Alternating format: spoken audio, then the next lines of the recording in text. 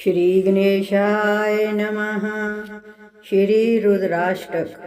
नमामीशमीशाननिर्वाणरूपं विभुं व्यापकं ब्रह्मवेदस्वरूपं निजं निर्गुणं निर्विकल्पं निरीहं चिदाकाशमाकाशवासं भजेऽहम् निराकारमोङ्कारमूलं तुरीयं गिराज्ञानगोतीतमीशं गिरीशं करालं महाकालकालं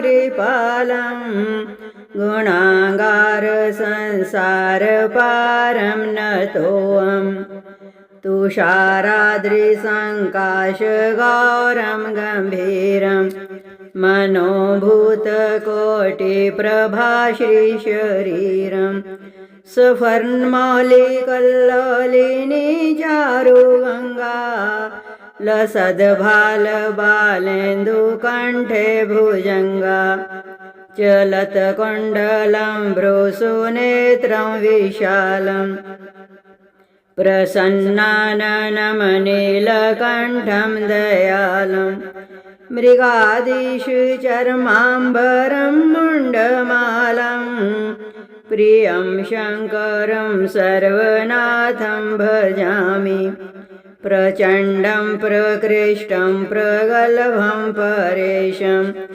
अखण्डमयजं भानुकोटिप्रकाशं त्रैशूलनिर्मूलनं शूलपाणिं भजेऽहं भवानीपतिभावगम्यं कलातीतकल्याणकल्पान्तकारी सदा सज्जनानन्ददाता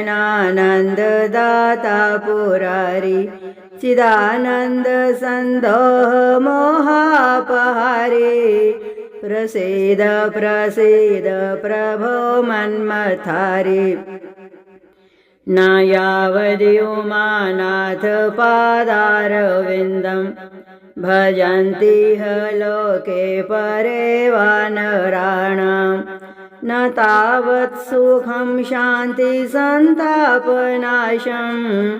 प्रसीद प्रभो सर्वभूतादिवासं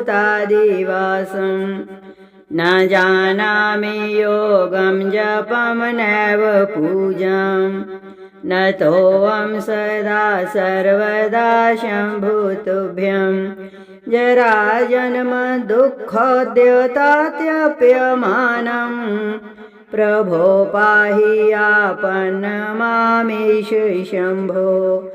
रुद्राष्टकमिदं प्रोक्तं विपरेण हरतोषये ये पठन्ति नरा भक्त्या तेषां शम्भुः प्रसीदति।